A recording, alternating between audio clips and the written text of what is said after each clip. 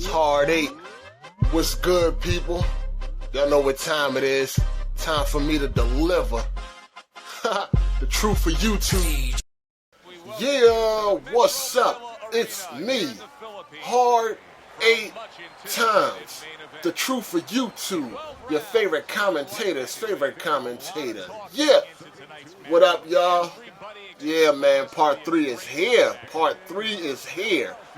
But before I do this, I feel like I gotta do this every video. The story that I'm telling about, what landed me upstate for so long, it happened over 10 years ago. You feel me? I done seen a dude and made a video. I'm looking at the comments, and people are acting like I did this shit yesterday. I was a kid. I didn't know no better. You feel me? It happened over 10 years ago. Will I do it now? Fuck no.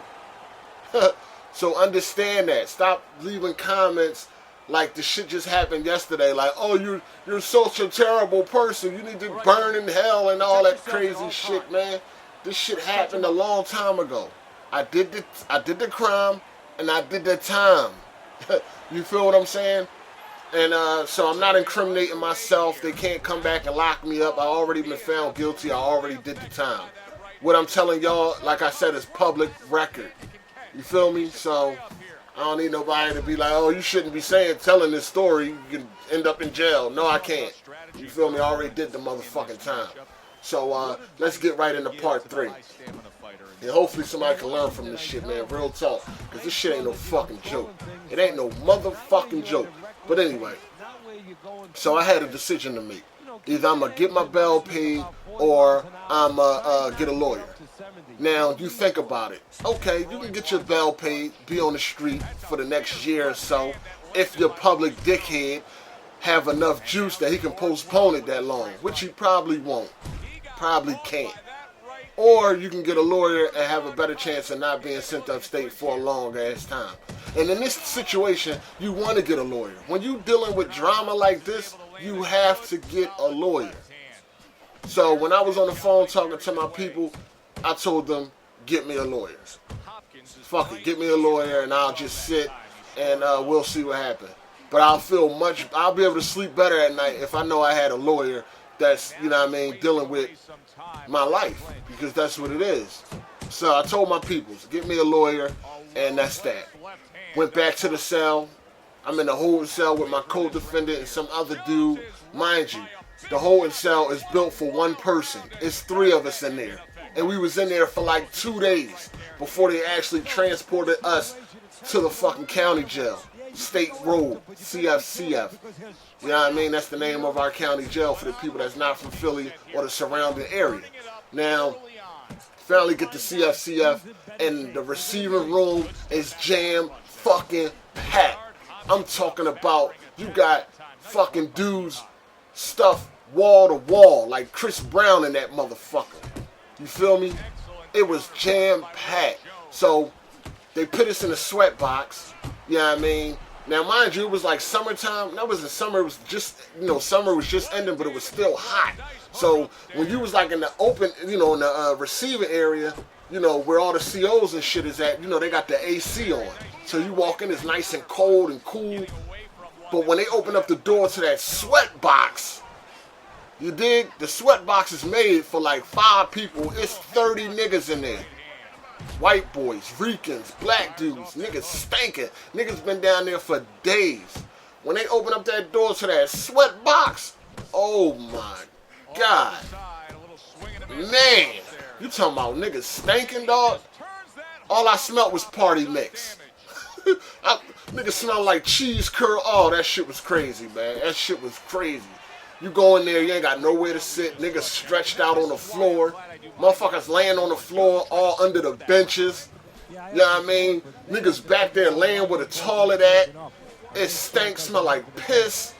The shit was crazy, man. You know what I mean? This is my first time experiencing this fucking adult shit as being locked up. Like I told you, I did my juvenile bid, but, juvenile bid is like fucking a cakewalk compared to this shit.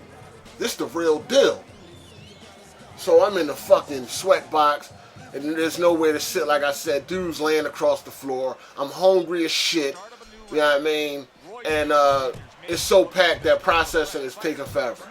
You know what I mean? You just go from one room to the next until you get to, you know, the top, and you get your armband and, you know what I mean, and all that shit. You get your one phone call. So after being in there, I'm like, you know what? Fuck this shit. I want my bell paid. I'm getting the fuck out of here. I don't care. Fuck it. I'll get on the street, get my own money, and pay for a lawyer. But I'm getting the fuck out of here. You feel what I'm saying? I can't do this shit. This shit is crazy.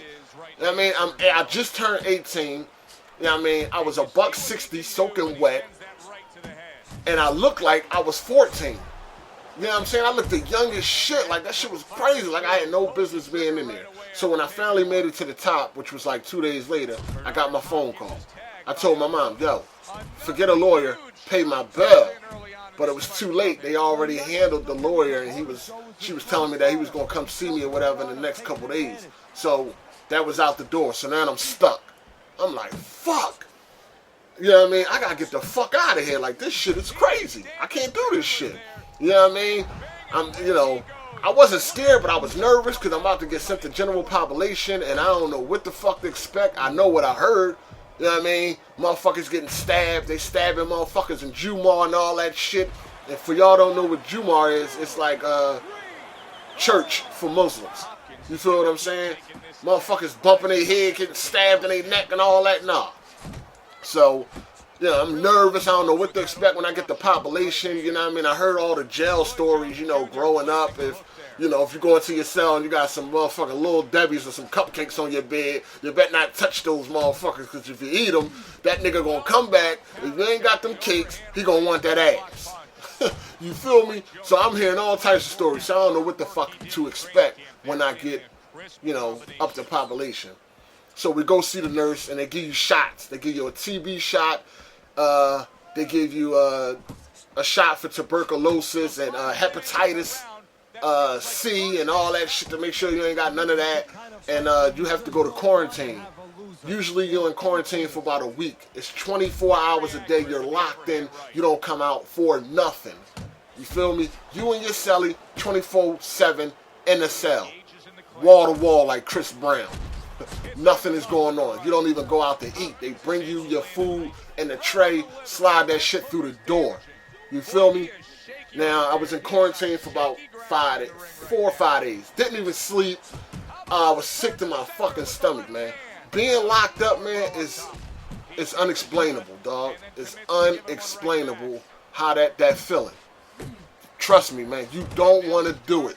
You don't want to do it. I don't give a fuck how tough you is. Jail will break you the fuck down. So anyway, I'm in quarantine 4 or 5 days. Now they send you to general pop. So now this is like, okay, now you're going to interact with people. You know, some dudes been here for a couple months. They already settled. You know what I mean? Things are ran the way things are ran. So now, you know, you get a little nervous and you're like, fuck, you don't know what to expect. I knew one thing. I wasn't going to let nobody say nothing fly to me at all. I knew the first nigga get fly with me, I was going in his mouth. Win, lose, or draw, hickeys, busted lips, and scars. You have to do that, because if you let one nigga chump you, then everybody's going to think they can chump you. So, from the rip, you gotta let motherfuckers know where you stand. You feel me? I ain't no bitch, I ain't no pussy, I ain't no faggot, I ain't none of that. You gotta let niggas know from the rip. So they sent me to population. I was in a multi-purpose room, which is 6 motherfuckers in a room. You dig what I'm saying? 3 bunk beds. So the niggas, they was actually cool. You feel me? They was some cool dudes. I mean, they looked out, they had bread and shit in there. Niggas eat peanut butter and jelly and all that. They was cool as shit. You know what I mean? So CFCF is like maximum security in the county. So your yard is connected to the block. And it's not even like a yard. It's like an area with a sunroof. You feel me? And they got like a basketball court or whatever. So I seen that motherfuckers play ball. I was pretty good at ball. I am good at ball. I don't play like I used to, but I was nice at ball. And I ain't just talking. I was nice at ball. Nigga, I'm the truth for YouTube. When I talk, you know it's the truth. I was nice at ball, and you know, I'll get more into that down the line of the the episodes. But so I went and played ball. You know what I mean? Did good. You know what I mean? That's how I started meeting people. Motherfuckers shaking my hand. Damn, good game, man. You nice. Or whatever like that. So, you know, everything was cool. And I was over there for like 5 days, another week, and then they decided to transfer me to the House of Correction. We call it the Creek.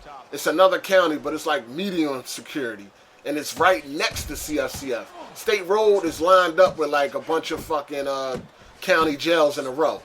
You feel what I'm saying? So they send me to the House of Correction. You get over there, the processing room is fucking packed. You feel me? Packed again. But this time I wasn't down there for fucking 2-3 days. It was only a couple hours.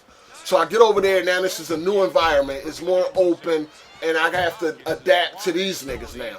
Now I don't know what to expect from these niggas. So now I'm nervous all over again. Fuck. I mean, no matter how tough you is, sometimes you just don't feel like all this fighting shit. You don't want to get into no fights. And these niggas ain't playing. These niggas stabbing niggas. I'm new to the jail. I ain't got no steel.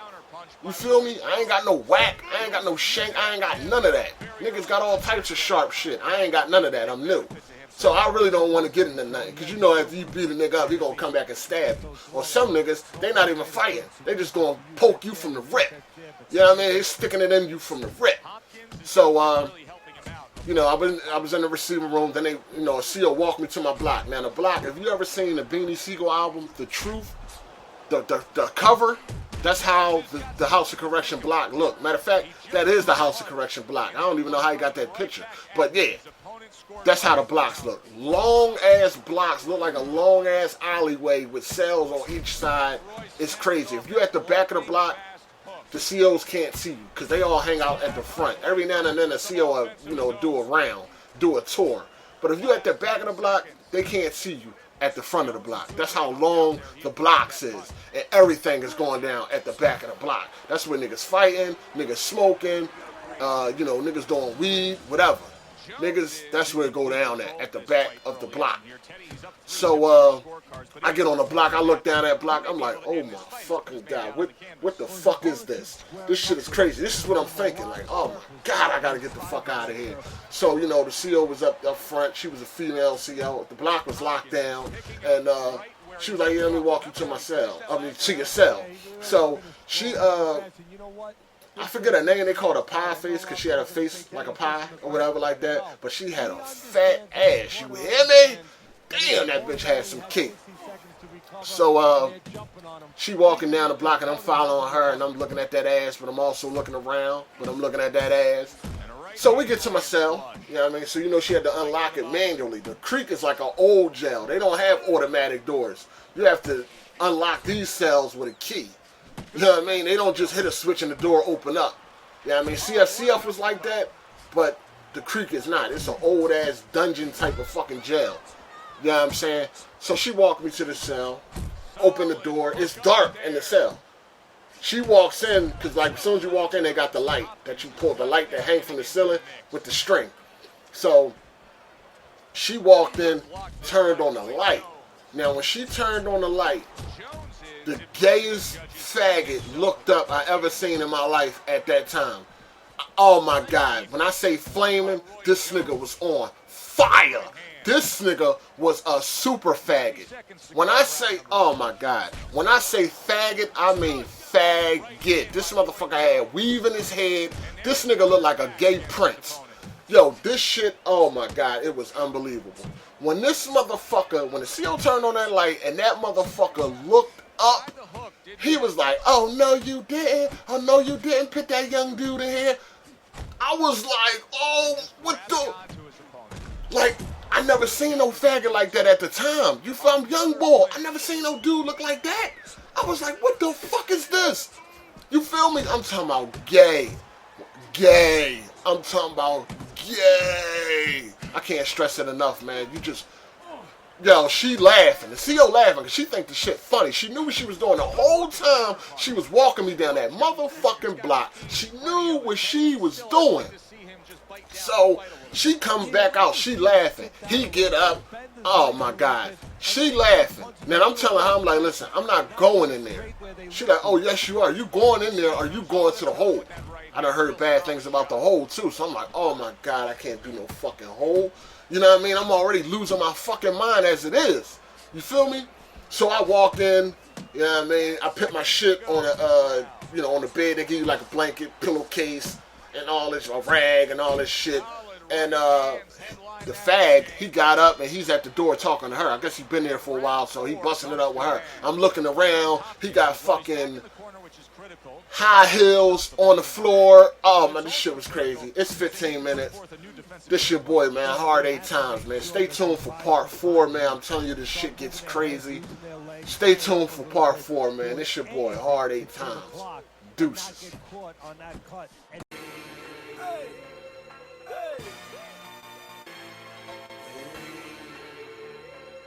New shoes on the Range Rover, good with mine. Motherfuckers act like I ain't